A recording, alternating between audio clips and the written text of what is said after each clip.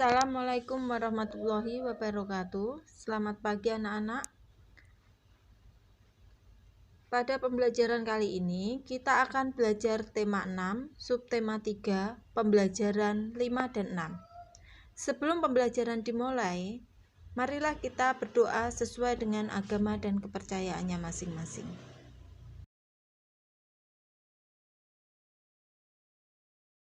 Perhatikan gambar berikut ini. Ingatkah kamu cara membuat bolu meranti yang sangat terkenal itu? Ya, adonan bolu itu harus dipanggang ke dalam oven dalam waktu tertentu. Oven adalah alat untuk memanggang kue atau makanan lainnya. Pemanggang atau oven itu biasanya diletakkan di atas kompor, tapi sekarang ada juga oven listrik yang menggunakan listrik sebagai sumber energinya. Sore itu, Benny tidak sabar menunggu hasil kue kering yang dibuat oleh ibunya. Ibu tampak memasukkan 2 loyang kue kering kesukaannya ke dalam sebuah oven. Ibu harus menunggu beberapa saat sampai oven itu panas sebelum memasukkan kue di atas loyang itu. Tahukah anak-anak bahan apa yang digunakan untuk membuat oven atau pemanggang milik ibunya Benny? Lalu, proses perpindahan panas apa sajakah yang terjadi dan perlu diperhitungkan untuk membuat dan menggunakan alat tersebut? Selanjutnya, bagaimana dengan peralatan lain di rumahmu? Terbuat dari bahan apa sajakah alat-alat tersebut? Yuk, sekarang kita pelajari tentang hal ini ya. Bersama-sama kita pelajari. Anak-anak, bahan konduktor dan isolator di sekitar kita. Ya, masih ingatkah anak-anak apa itu konduktor dan isolator? Konduktor adalah bahan-bahan yang mudah menghantarkan panas. Sedangkan isolator adalah bahan yang kurang baik atau tidak mudah menghantarkan panas. Barang-barang dalam kehidupan sehari-hari banyak yang memanfaatkan sifat benda sebagai konduktor atau isolator. Benda apakah itu? Selimut dan panci merupakan benda yang memanfaatkan sifat ini. Lalu bagaimana cara kerja selimut? Nah, di sini selimut itu memerangkap udara. Udara adalah isolator sehingga tidak menghantarkan panas yang keluar dari tubuhmu. Dengan demikian, tubuhmu tetap terasa hangat. Jaket dan sarung tangan wol memiliki cara kerja yang sama, yaitu untuk memerangkap udara agar badan tetap hangat dan tidak kedinginan. Bagaimana dengan panci anak-anak yang biasa digunakan di dapur? Panci terbuat dari bahan logam, misalnya aluminium. Aluminium merupakan penghantar panas yang baik. Panci akan menghantarkan panas ke makanan yang dimasak. Ada bagian panci yang justru berfungsi sebagai isolator, yaitu pegangan panci, terbuat dari plastik. Plastik merupakan isolator, sehingga kamu tidak kepanasan ketika memegangnya. Kemudian anak-anak, oven atau pemanggang juga menggunakan prinsip perpindahan panas secara konduksi. Dengan menggunakan bahan konduktor seperti aluminium, diharapkan panas dari sumber panas seperti kompor tidak keluar, sehingga panas tersebut dapat mematangkan kue atau masakan yang dipanggang. Pemanggang biasanya berbentuk kotak dan tertutup. Bentuk yang tertutup ini ingin memaksimalkan panas untuk mematangkan makanan secara merata. Kemudian mesin mobil dan motor terbuat dari bahan yang dapat menghantarkan panas. Mesin memerlukan panas untuk memperoleh kinerja mesin yang ideal. Mesin juga memerlukan energi listrik, sehingga perlu bahan konduktor sebagai penghantar listrik.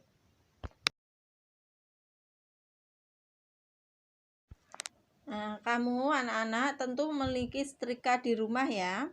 Dahulu ketika listrik belum banyak digunakan, masyarakat menggunakan bara arang sebagai sumber panas. Arang hitam dibakar terlebih dahulu, Setelah menjadi bara, baru kemudian dimasukkan ke dalam setrika. Setrika ditutup dengan pegangan yang terbuat dari kayu. Biasanya setrika arang ini terbuat dari tembaga yang berat, berbeda dengan setrika listrik yang digunakan saat ini. Nah, ini contohnya yang paling kanan itu setrika arang ya. Berdasarkan bacaan tadi, kita akan menuliskan hal-hal penting yang kita pahami di setiap paragrafnya. Yuk sekarang kita cari anak-anak. Nah, di sini anak-anak paragraf 1 berisi tentang barang-barang dalam kehidupan sehari-hari, memanfaatkan konduktor atau isolator. Misalnya saja tadi panci dan selimut. Pada paragraf 2 berisi tentang bagaimana cara kerja selimut. Selimut memerangkap udara sehingga badan tetap hangat. Pada paragraf 3 berisi tentang bagaimana dengan panci yang biasa digunakan di dapur. Panci terbuat dari bahan logam yang merupakan penghantar panas. Sedangkan di paragraf keempat berisikan tentang oven atau alat pemanggang yang menggunakan prinsip perpindahan panas secara konduksi. Panas dari sumber panas akan mematangkan masakan yang dipanggang.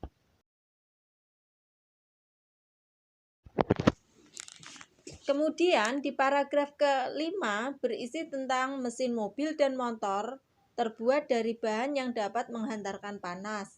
Mesin juga memerlukan energi listrik sehingga perlu bahan konduktor sebagai penghantar listrik.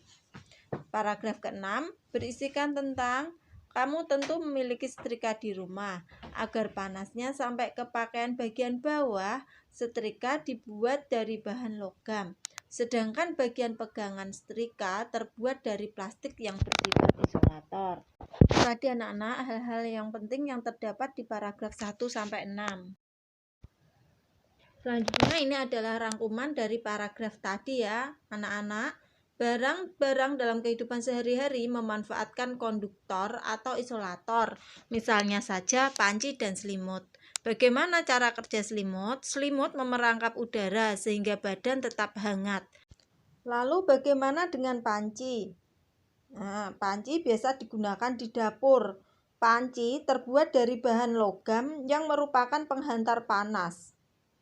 Oven atau pemanggang menggunakan prinsip perpindahan panas secara konduksi. Panas dari sumber panas akan mematangkan masakan yang dipanggang. Mesin mobil dan motor terbuat dari bahan yang dapat menghantarkan panas. Mesin juga memerlukan energi listrik sehingga perlu bahan konduktor sebagai penghantar listrik. Kamu tentu memiliki setrika di rumah kan anak-anak? Nah, agar panasnya sampai ke pakaian bagian bawah, setrika dibuat dari bahan logam. Sedangkan bagian pegangan setrika terbuat dari plastik yang bersifat isolator. Itu tadi rangkuman dari paragraf yang tadi ya, paragraf 1-6. Berdasarkan bacaan di atas tadi, nah sekarang kita akan membuat diagram untuk menjelaskan apa yang telah kalian baca tadi. Nah, bisa gunakan beberapa diagram yang sudah diberikan contoh sebelumnya. Nah, namun kali ini kita akan menambahkan gambar-gambar untuk mewakili pokok pikiran pada paragraf bacaan. Nah, di sini Bu Guru memberikan contoh-contohnya ya. Barang-barang dalam kehidupan sehari-hari yang memanfaatkan konduktor atau isolator. Di sini ada bahan-bahan yang ada di sekitar kita tadi yang seperti dibahas di paragraf tadi ya, bacaan tadi. Bagaimana cara kerja selimut? Lalu bagaimana dengan panci yang biasa digunakan di dapur? Kemudian oven atau pemanggang yang menggunakan prinsip perpindahan panas secara konduksi. Mesin mobil dan motor, nah, terbuat dari bahan yang menghantarkan panas. Selanjutnya setrika. Nah, ini setrika seperti yang ada di rumah, tapi di gambar ini seperti setrika zaman dahulu. Setrika masih menggunakan bara arang. Kemudian anak-anak perhatikan beberapa peralatan yang ada di rumahmu. Jika kamu perhatikan, ada beberapa peralatan yang menggunakan bahan isolator dan konduktor sebagai bagian dari peralatan tersebut. Nah, coba anak-anak lakukan pengamatan secara seksama di rumah. Kemudian temukan beberapa peralatan yang menggunakan bahan isolator dan konduktor dengan kegunaannya masing-masing. Identifikasi nama, kegunaan, dan sifat hantaran yang ada pada alat tersebut. Gunakan tabel seperti berikut ya, nanti Bu Guru contohkan.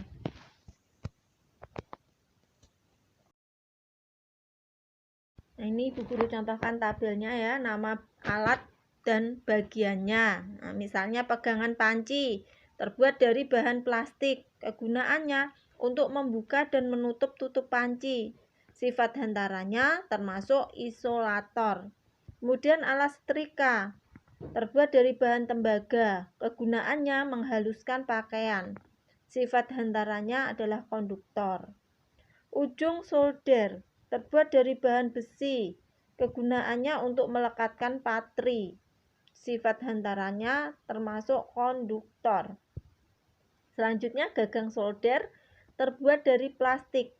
Kegunaannya untuk memegang solder saat digunakan.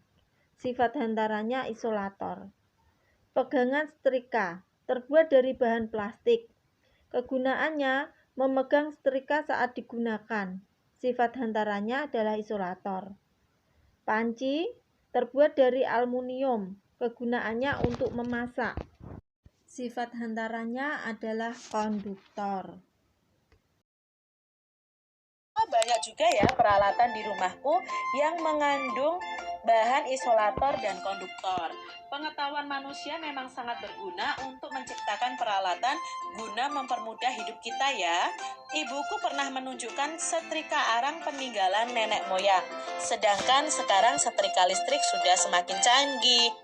Saya setuju Made, bicara tentang barang peninggalan, saya punya buku cerita kesayangan ayahku waktu beliau seumuran saya. Di dalam buku ini ada beberapa gambar cerita yang menarik, kamu pasti suka melihatnya. Wah, kamu tahu saja kalau saya suka menggambar.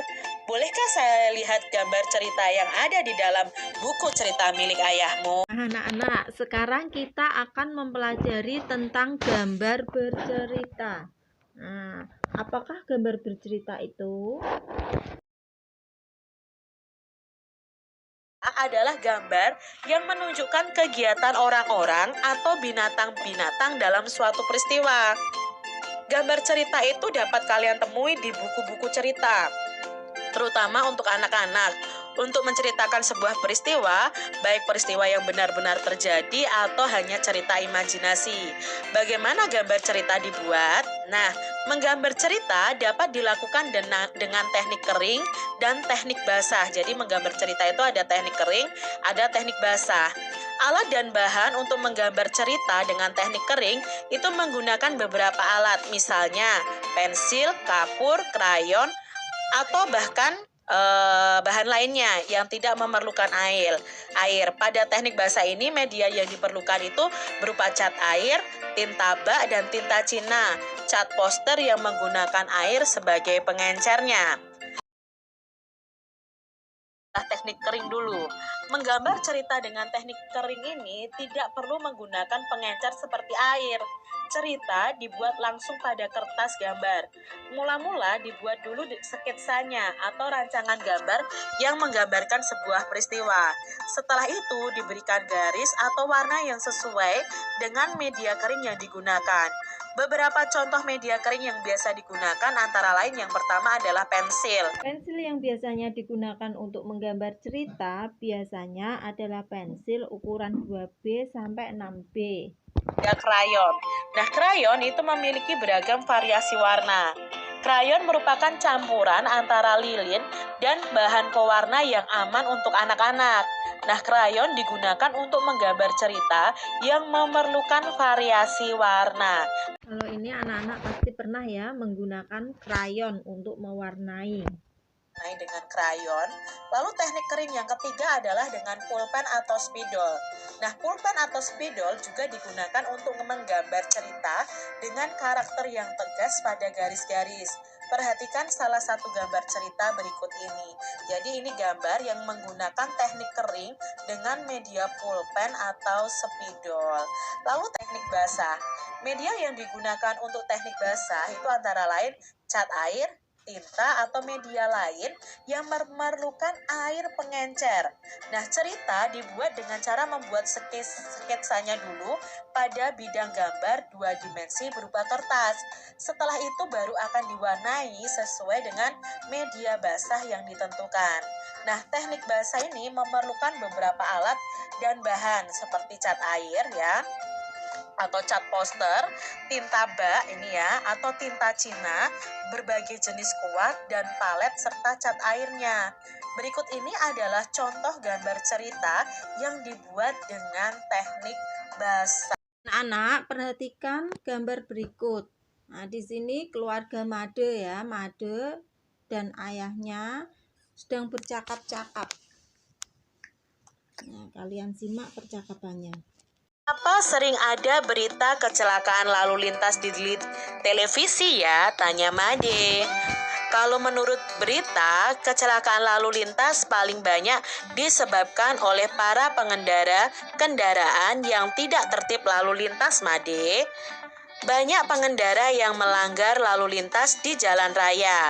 Akibatnya terjadi kecelakaan yang memakan korban manusia dan kendaraan yang rusak. Jelas ayah. Bagaimana dengan pengguna jalan yang lain, seperti pejalan kaki? Apakah mereka juga tidak tertib di jalan? Kabarnya tetap saja ada pejalan kaki yang terkena kecelakaan lalu lintas. Tanya Made penasaran. Lalu ayah menjawab, pengguna jalan termasuk pejalan kaki juga harus mematuhi peraturan lalu lintas, Made. Misalnya pejalan kaki tidak boleh menyeberang jalan sembarangan, atau pejalan kaki tidak boleh berjalan di bahu jalan karena sudah disediakan trotoar yang memang khusus untuk mereka. Semuanya sudah diatur, tinggal bagaimana menaatinya, jelas ayah. Benar juga ya, kewajiban setiap orang untuk mentaati peraturan yang telah ditetapkan. Peraturan dibuat agar tertib, aman, dan nyaman. Maka jika salah satu tidak melaksanakan kewajibannya, maka bisa terjadi kecelakaan yang merugikan berbagai pihak ya. Wah, memang penting sekali melakukan kewajiban kita agar kita terhindar dari celaka. Juga orang lain, kata Made. Setuju, Made? Jawab. Anak-anak, permasalahan sosial yang terjadi di masyarakat salah satunya disebabkan oleh adanya pihak yang tidak melakukan tanggung jawabnya. Permasalahan sosial seperti kecelakaan lalu lintas, sampah, peristiwa kriminal sering terjadi di sekitar kita. Adakah permasalahan sosial lainnya yang disebabkan oleh tidak terlaksananya kewajiban dan salah satu pihak dalam masyarakat? Nah, sekarang simak bacaan berikut dengan seksama. Masalah sosial di sekitar kita. Dengan semakin majunya media informasi baik cetak maupun elektronik, dengan mudah manusia atau masyarakat mengetahui peristiwa yang terjadi di tempat-tempat lainnya. Tidak terkecuali berita-berita tentang permasalahan sosial yang sering diberitakan. Beberapa masalah sosial seperti pencemaran lingkungan, rusaknya atau buruknya fasilitas umum, perilaku tidak disiplin, merupakan masalah sosial yang sering terjadi. Pencemaran lingkungan terjadi karena masyarakat membuang bahan-bahan berbahaya secara sembarangan ke lingkungan alam. Pencemaran limbah cair ke sungai-sungai dapat mencemari air sungai yang menyebabkan kerugian bagi masyarakat yang menggunakannya. Pencemaran udara juga dilakukan oleh kendaraan yang sudah tidak layak jalan, sehingga mencemari udara dengan bahan berbahaya seperti timbal dan karbon monoksida. Selain itu, masih ada pabrik-pabrik yang membuang limbahnya melalui udara. Pencemaran pada tanah itu juga terjadi karena masyarakat membuang bahan berbahaya yang dapat membunuh organisme di dalam tanah yang diperlukan oleh tumbuhan. Mudah dijumpai antara lain fasilitas umum sebagai sarana transportasi, sarana pendidikan, dan sarana kesehatan. Kendaraan umum, terminal, pelabuhan merupakan beberapa contoh sarana transportasi. Gedung sekolah, museum, gedung olahraga merupakan contoh sarana pendidikan. Sedangkan rumah sakit, apotik, puskesmas itu adalah contoh sarana kesehatan. Nah, seringkali masyarakat itu kurang memelihara fasilitas-fasilitas umum tersebut sehingga tidak terawat dan rusak. Ketika fasilitas umum itu rusak, maka hak orang lain untuk menggunakannya akan terhambat. Dengan memelihara dan melaporkan kerusakan, masyarakat dapat menjaganya agar dapat digunakan. Dalam kehidupan sehari-hari, kita menjumpai banyak sekali perilaku tidak disiplin. Misalnya, di jalan raya, kecelakaan lalu lintas dan kemacetan merupakan salah satu akibat dari perilaku tidak disiplin. Contoh perilaku tidak disiplin antara lain menjalankan kendaraan dengan melawan arus, mengendarai sepeda motor di tempat yang tidak semestinya, misalnya di trotoar atau jembatan penyeberangan, memarkir kendaraan di sembarangan tempat, berhenti untuk menurunkan dan menaikkan penumpang di sembarangan tempat, serta menyeberang jalan secara sembarangan, tidak menggunakan jembatan penyeberangan. Kemudian kita cari informasi penting yang ada di paragraf 1, yaitu tentang beberapa masalah sosial seperti pencemaran lingkungan, rusaknya atau buruknya fasilitas umum, perilaku tidak disiplin merupakan masalah sosial yang sering terjadi. Kemudian di paragraf kedua yaitu pencemaran lingkungan terjadi karena masyarakat membuang bahan-bahan berbahaya secara sembarangan sehingga mengakibatkan pencemaran air, udara, dan tanah. Informasi penting di paragraf ketiga yaitu fasilitas umum seperti sarana transportasi, sarana pendidikan, dan sarana kesehatan harus dijaga dan dilaporkan kerusakannya agar dapat digunakan.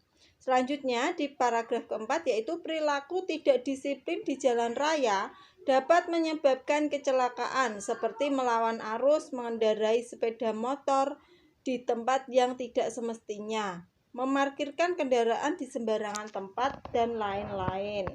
Nah, itu tadi hal-hal penting dari paragraf 1 sampai paragraf 4.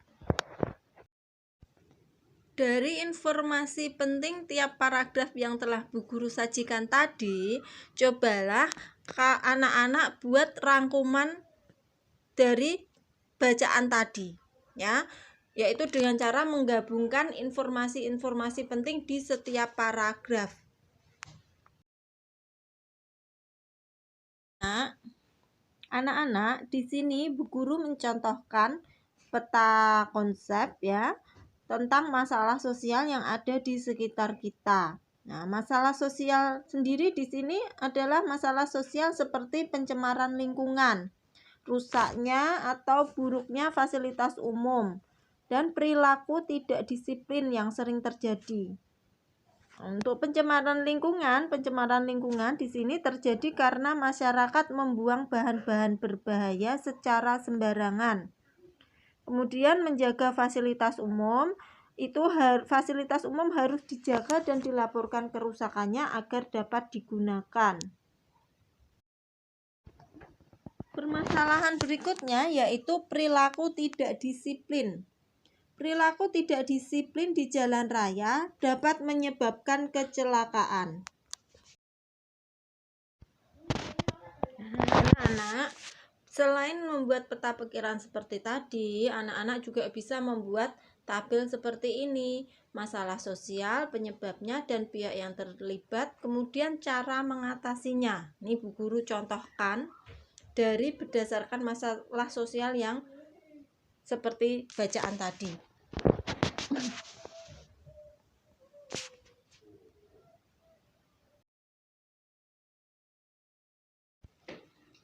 Nah, anak-anak, ini ada percakapan. Anak-anak simak ya percakapannya. Ada percakapan ya. Nah, postermu bagus sekali, Ben. Benar-benar dapat menyampaikan pesan tentang pentingnya menjalankan kewajiban kita sebagai anggota masyarakat, kata Made. Terima kasih, Made, tapi gambar yang kamu buat pada postermu sangat menarik, Made.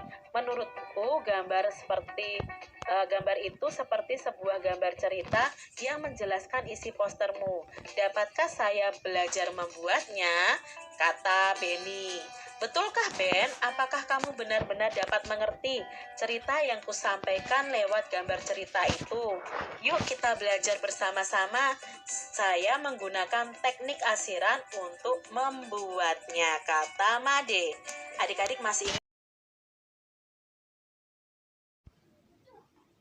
Nah, anak-anak, di pembahasan depan tadi Bu Guru sudah menjelaskan tentang gambar bercerita. Nah, setelah anak-anak memahami beberapa teknik menggambar gambar cerita dan juga mengerti beberapa hal yang perlu diperhatikan dalam sebuah gambar cerita, coba lakukan kegiatan berikut ini.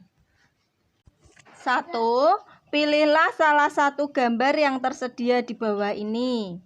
Kemudian berilah judul pada gambar tersebut. Lalu tuliskanlah sebuah cerita berdasarkan gambar tersebut. Cari tahu juga media dan teknik menggambar yang digunakan.